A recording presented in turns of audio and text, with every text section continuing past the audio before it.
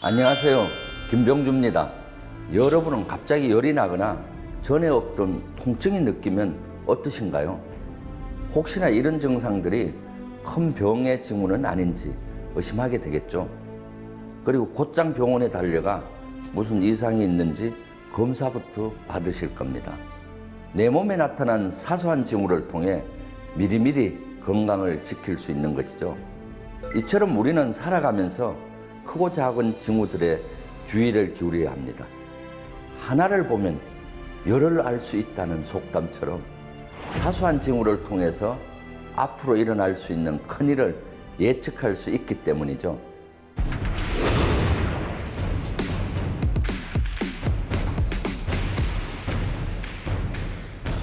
손자 역시 징후의 중요성을 강조했습니다. 특히 전장에서는 늘 징후를 예의주시하고 그에 맞는 대비책을 세워야 한다고 했죠. 만약 전쟁에서 적이 보여주는 사소한 징후를 알아차리지 못하거나 무시하게 되면 어떤 일이 벌어질까요? 곧바로 적의 기습을 받거나 함정에 빠져 위기에 봉착하게 될 것이 자명합니다. 이를 잘 알고 있던 손자는 사전에 징후를 파악할 수 있는 방법을 제시했습니다. 먼저 적군의 움직임을 통해서 징후를 파악하는 방법입니다. 손자는 적이 가까이 있는데도 공격해 오지 않는 것은 바로 험준한 지형을 믿고 있는 것이라고 했습니다. 즉, 아군이 먼저 공격을 해오도록 기다리고 있다는 것이죠. 반대로 적이 아주 멀리 있으면서도 기어이 싸움을 걸어오는 것은 아군을 위인하려는 움직임이라고 말했습니다. 과거의 전쟁은 대부분 근접전이었죠. 적의 주병력이 가까이 있어야만 결정적인 전투가 이루어졌습니다. 그런데 적의 주력은 멀리 있는데 일부 부대가 와서 싸움을 거는 것은 아군을 위인하려는 속셈으로 봐야 하는 것이죠. 그래서 이 경우 함부로 군대를 움직여서는 안 되는 겁니다. 둘째, 손자는 자연현상을 통해 적의 동태를 파악할 수 있다고 했습니다.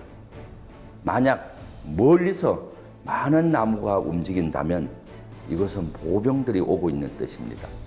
또 우거진 숲에서 특정 지역의 나무들만 움직이고 있다면 이것은 적이 숲을 헤치고 이동하는 것일 수 있습니다. 손자가 제시한 세 번째 징후는 바로 새와 동물의 움직임입니다. 적과 대치된 전장에서 새가 갑자기 날아오르면 그곳에 곧 복병이 있다는 뜻이고, 반면 새가 유유히 날아들고 모여드는 것은 그 부분에 적병력이 없다는 의미라 했습니다. 손자는 또 적군들의 태도를 보면 적의 상태를 알 수 있다고 했습니다. 적국의 병사가 물을 기르면서 허겁지겁 마시는 것은 오랫동안 목이 말랐다는 것이며, 뻔히 이길 상황인데도 진격하지 않는 것은 피로에 지쳤다는 뜻입니다. 이렇듯 당연한 듯 사소해 보이는 징후들이 전쟁에서는 승패를 가르는 중요한 요소가 될 수 있는 법이죠. 그런데 이때 손자가 또 하나 강조한 것이 있습니다. 바로 하나의 징후만 보고 섣불리 전략을 짤 게 아니라 여러 징후를 복합적으로 살피고 그에 따라 대응해야만 실수를 줄일 수 있다는 겁니다.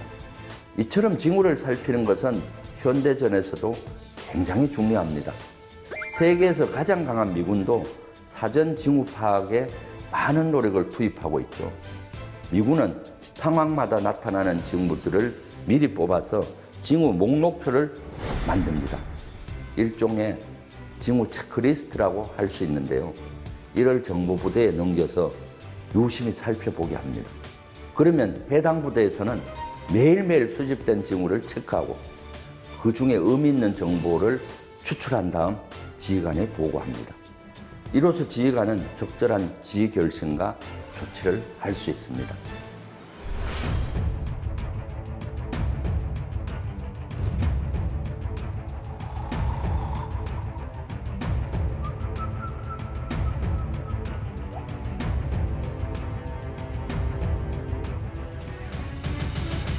손자가 말한 징후는 전쟁에서뿐만 아니라 우리 일상에서 일어나는 크고 작은 사건, 사고에도 적용됩니다. 혹시 하인리 법칙이라는 것을 들어보셨습니까? 대형 사고가 일어나기 전에는 반드시 크고 작은 사고들이 먼저 일어난다는 규칙을 밝힌 이론입니다. 1920년대 미국의 여행자 보험회사에 다니던 하버트 하인리는 7만 5천 개의 산업재해 자료를 정밀 분석했습니다. 그리고 통계학적으로 굉장히 의미 있는 규칙을 찾아냈는데요.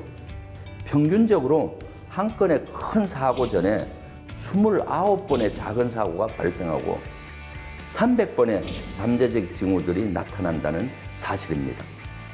실제로 그는 산업재해 예방, 과학적 접근이라는 책을 펴내며 1대 29대 300 법칙을 발표했습니다. 산업재해로 인해 중상자가 1명 나올 경우 그 전에 같은 원인으로 발생한 경상자가 29명 있었고 다치지는 않았지만 같은 원인으로 경미한 사고를 겪은 사람이 무려 300명이 있다는 사실을 밝혀낸 겁니다. 이것은 우리가 300개의 사전 징후들만 잘 알아차려도 한 개의 큰 사고를 막을 수 있다는 뜻이기도 합니다. 하지만 우리는 급격하게 산업화를 이루는 과정에서 불행하게도 이를 잘 지키지 못했습니다. 가장 대표적인 것이 바로 성수대교와 삼풍백화점 붕괴 사고입니다. 특히 삼풍백화점은 대한민국 국민의 트라우마 중 하나입니다. 1995년 6월 29일 사람들이 한창 쇼핑을 즐기고 있던 시간 갑자기 백화점 건물이 무너져 내렸습니다. 멀쩡히 서 있던 백화점 건물이 무너지다니 정말 거짓말 같은 일이었죠. 하지만 삼풍백화점은 결코 멀쩡한 건물이 아니었습니다. 개장 직후부터 원인 모를 미세한 진동들이 발생했고 천정에서 물이 새는 등 위험 징후가 조금씩 나타났습니다.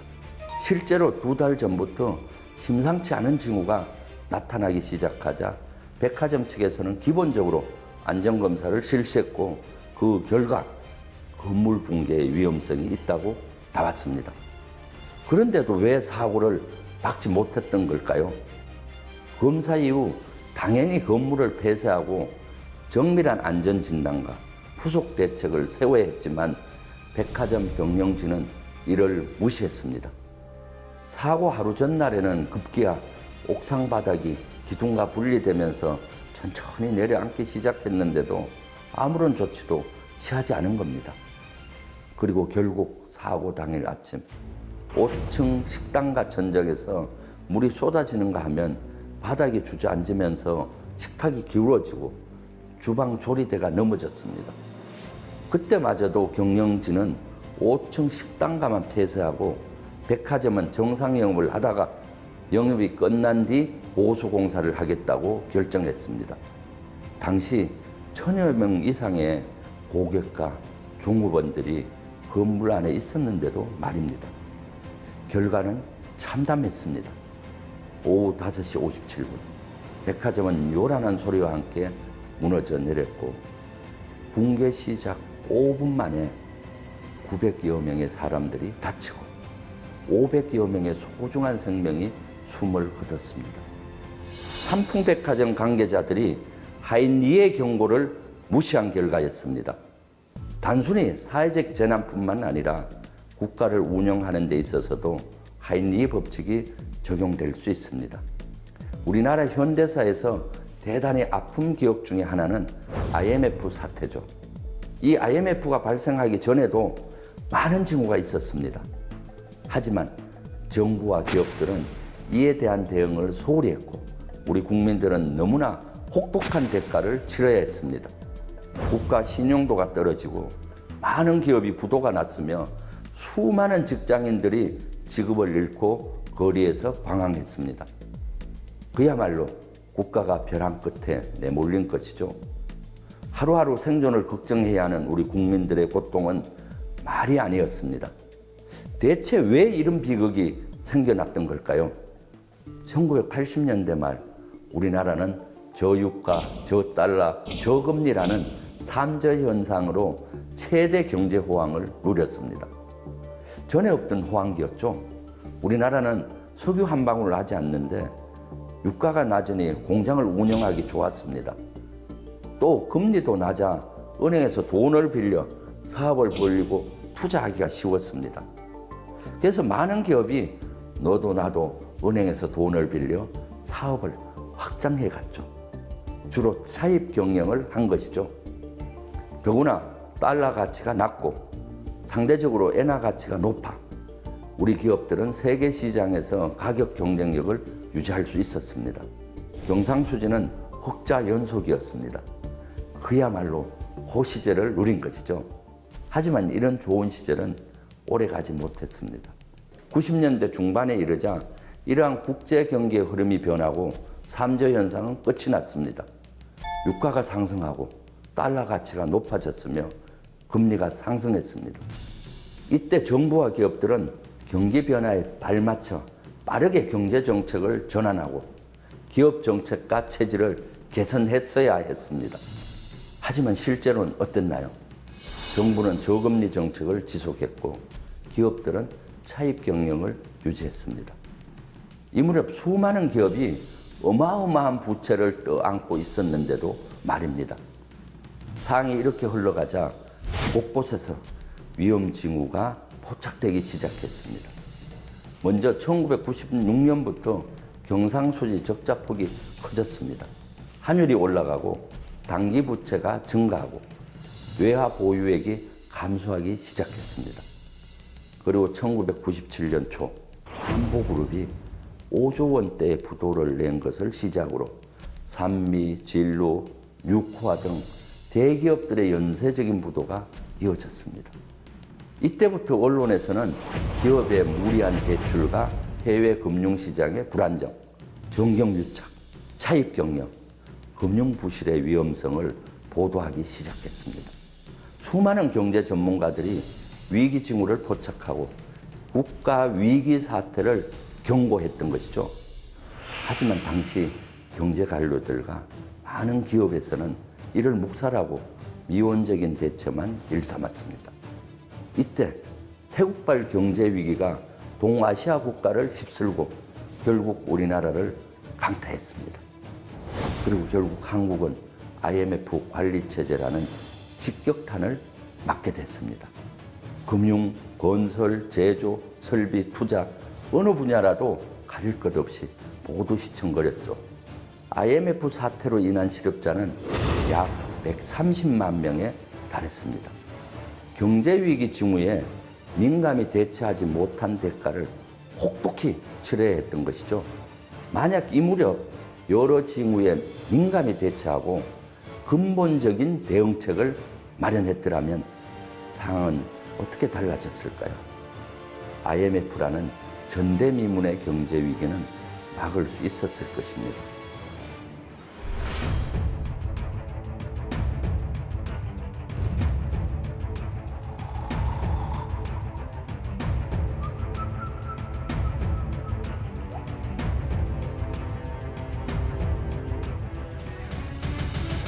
기업을 경영하는 데 있어서도 사전 징후를 포착하고 분석하는 일은 매우 중요한데요. 이번 코로나19 사태를 겪으면서 이런 징후의 중요성을 또 한 번 절감할 수 있었습니다. 코로나19는 단지 감염병의 공포만 가져온 것이 아니었습니다. 우리 일상을 크게 뒤흔들어 놓았죠. 서로 직접 만나지 않는 비대면 방식의 라이프 스타일이 빠르게 번져나가게 되었고 이를 통해 산업적으로 큰 변화가 일어났습니다. 식당 손님이 줄어든 대신 배달 음식을 시켜 먹는 사람이 급증한 것처럼 말입니다. 이처럼 코로나19로 인한 변화들은 기업 운용에 있어서 중요한 사전 징후로 작용했는데요. 국내에서도 이런 징후를 잘 포착해 매출 반등의 기회를 잘 살린 기업들이 있습니다. 바로 전동 킥보드와 전기 자전거 같은 1인용 이동수단을 대여하는 업체들입니다. 사실 코로나19 사태가 번져나갈 당시 사람들의 이동량이 줄면서 당연히 1인용 이동수단을 사용하는 사람마저 줄어들 것이라고 예상했습니다. 하지만 실제로는 어땠을까요? 지하철이나 버스 대신 오히려 1인용 이동수단을 이용하는 사람들이 늘어났습니다. 타인과의 접촉이 많지 않아 코로나19 감염의 위험이 적었기 때문이죠. 이런 소비자들의 동향을 일찌감치 파악한 업체들은 평소보다 1인용 이동수단을 더 많이 공급했습니다. 또 손잡이와 같은 사람 손이 닿는 곳에 대해 소독을 철저히 하는 전략을 펼쳤는데요. 이는 곧 매출 반등의 기회로 이어질 수 있었습니다. 코로나19가 가져온 변화의 징후들을 제대로 파악해 그에 맞게 대응한 것이 오히려 위기 극복의 기회가 되었던 것이죠.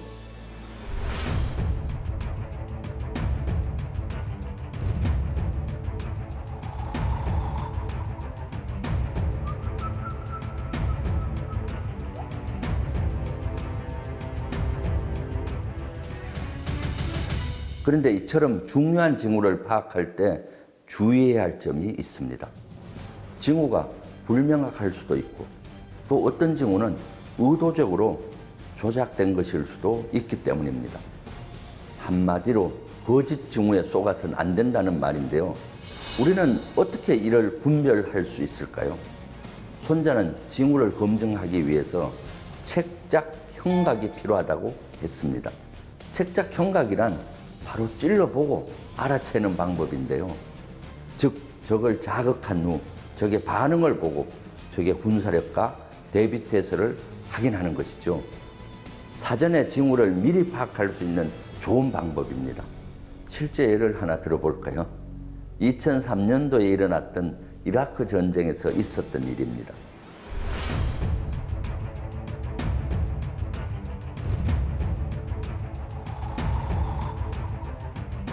미국은 9.11 테러 이후 테러 세력들이 대량 살상 무기를 사용하는 것에 대해 우려가 컸습니다.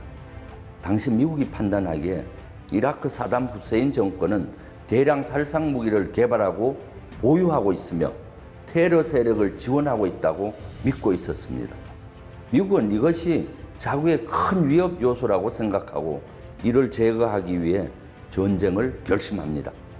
그리고 미군은 영국군과 합세 이라크를 공격하죠. 그런데 미군이 이라크의 수도인 바그다드를 포위했을 당시 계속 공격을 해야 할지 쉽게 판단할 수가 없었습니다.